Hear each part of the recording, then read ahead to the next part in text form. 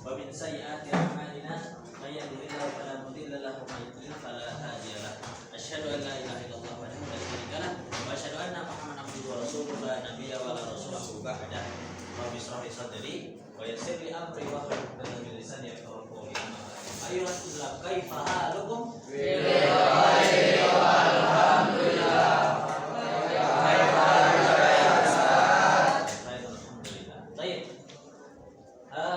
Sebelum kita mulai belajar, alangkah baiknya kita berdoa bersama-sama, dipimpin oleh ketua kelasnya. Siapa ketua kelasnya? Pak. Silakan Pak dipimpin. Siap. Berdoa mulai.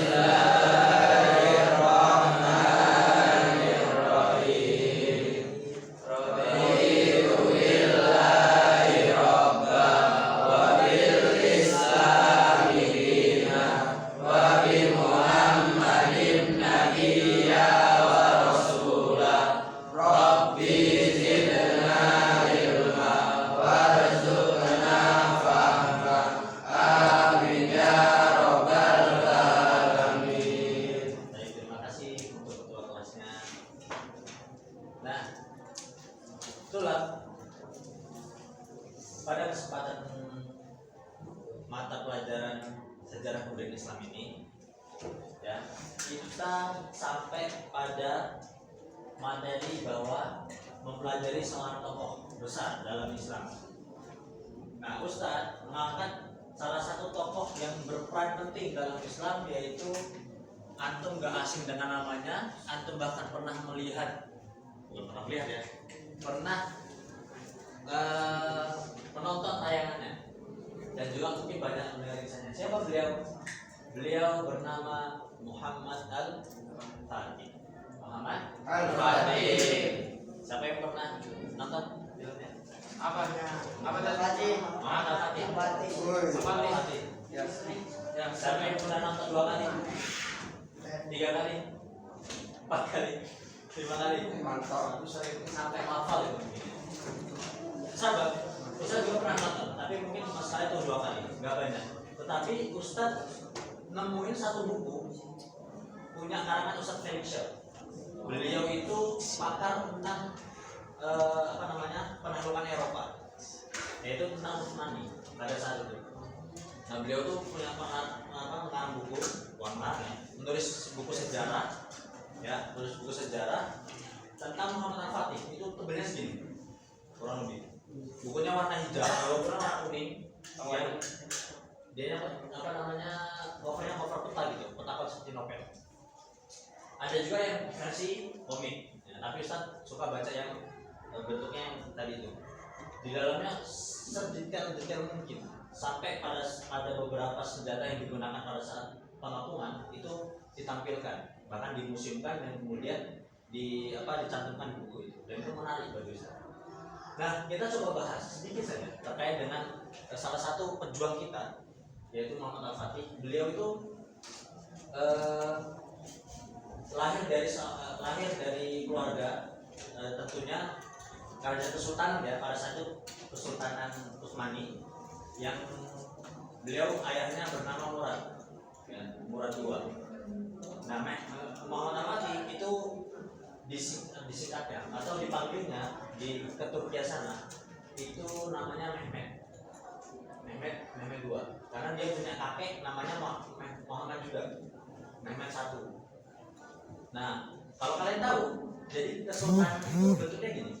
Ketika lengser, bapaknya lengser, maka anaknya naik.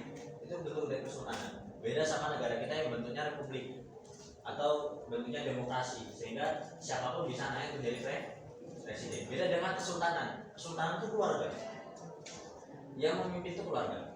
Semisal Tito, bapaknya raja di Madinah. Ketika bapaknya mungkin meninggal atau wafat dan lain-lain, atau bapaknya menyudahi kepemimpinannya, pasti diwariskan ke siapa? Ke anaknya. Gak bisa ke saudaranya, itu gak bisa. Nah, dan anaknya harus laki-laki, gak bisa perempuan. Nah itulah bentuk daripada kesultanan. Nah ini dialami oleh siapa? Muhammad Al-Fatih. Beliau itu dididik sangat luar biasa bapaknya. Ya, dari kecil beliau itu sudah hafal Al-Quran di umur kurang lebih 10 tahun atau di bawah itu bahkan. 30 juz. Ya 30 juz. Saya lupa antara 3 tahun atau 5 tahun.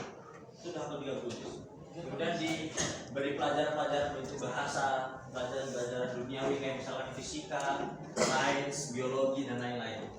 Sampai pada saat umur sekitar 12 sampai 16 tahun, beliau diamanahkan untuk memimpin salah satu daerah. Umur berapa? 16 atau mungkin di bawah itu. Ya, itu sudah diamanahkan oleh ayahnya Sultan Utsmani untuk memimpin satu daerah atau satu desa, satu daerah lah itu kan, satu kecamatan gitu kan. Lebar nggak satu kecamatan? Lebar, lumayan. Ya, antum umurnya berapa sekarang? 16. Apa yang sudah didapatkan di umur 14? Nah ini jadi acuan. Ditolak ukur. Pada saat itu Mehmed II ini sama Muhammad Al-Fatih ini dia sudah apa namanya diberikan kekuasaan untuk belajar bagaimana manajemen sebuah desa nanti yang berujung untuk belajar ketika nanti bapaknya sudah wafat, ya si Mehmed II sudah wafat, maka Mehmed II si Al-Fatih itu naik untuk jadi kesultanan. Nah singkat cerita pada saat itu naik umur, latihan tentang strategi perjuangan sampai ketika itu Mehmed ini diajarkan di Kesultanan Turki Utsmani bahwa saya memang akan ada penakluk Konstantinopel yang bakal dijanjikan oleh Rasulullah SAW. Ya, akan ada ya penaklukan Konstantinopel dan Konstantinopel akan ditaklukkan. Dan sebaik-baik penakluk ya itu adalah pemimpin yang baik dan tentara-tentara yang baik. Kalau kalian nanti coba cari ya di Google ataupun di mana tentang hadis itu, kesoyan hadis itu, dan itu hadis yang benar-benar kalam Rasul yang apa ya terrealisasikan. Jadi kita nggak mungkin mengatakan bahwa Rasul itu kadzab. Rasul itu nggak pernah bohong. Ya, pasti atas wasilah Allah dan melihat bahwasanya di masa depan akan ada satu pasukan yang dimana akan melawan Konstantinopel. Ya, yang dimana pemimpinnya yang bukan ya ketuanya atau pemimpinnya atau panglimanya itu panglima yang baik dan tentaranya adalah tentara yang baik, sebaik-baik tentara lah. Karena gimana? Kalian tahu Konstantinopel kan? Ya, Konstantinopel itu kalau kita lihat di peta itu cuma sekecil. Ya pada saat itu kecil. Sekarang mungkin sudah ada perubahan dan lain, tapi tetap bangunan kokohnya masih ada, kebanyakan masih ada. Dan kalian tahu ada seorang ilmuwan mengatakan gini, kalau Eropa itu sebuah negara, Eropa itu apa sekarang? Benua. Kalau Eropa itu dijadikan satu negara, maka Konstantinopel adalah ibu kotanya. Itu saking munajatnya kota Konstantinopel. Ya, yang pada saat itu masih ditaklukkan oleh orang-orang Nasrani, orang-orang Kristen Ortodoks. Ya, Kristen Ortodoks.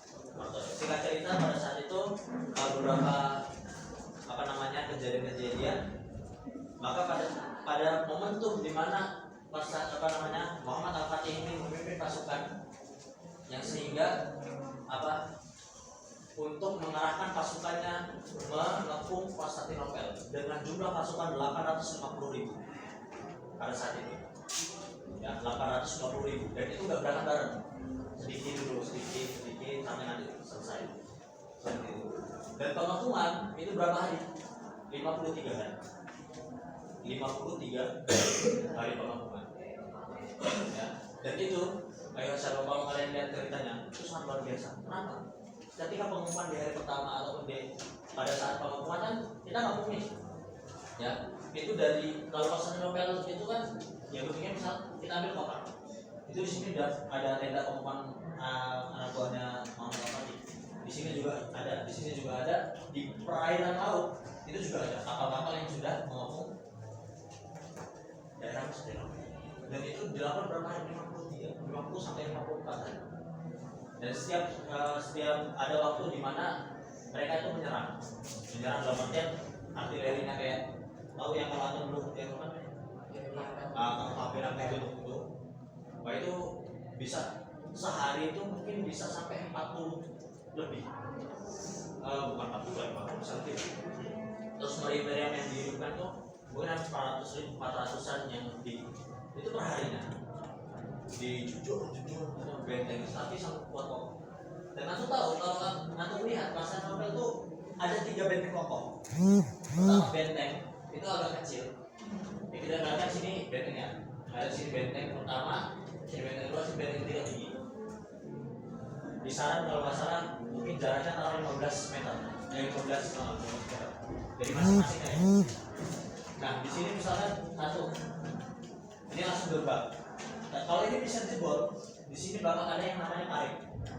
Parit kedalaman berapa meter itu? Di sini air. Dan bisa dilewati oleh aspal berkuda, nggak bakal bisa. Nah ini namanya strategi apa namanya? Kalau kita punya benteng itu harusnya seperti itu. Kemudian yang kedua, ini bakal adanya orang-orang yang kayak nyiramin, ya, atau tahu lihat film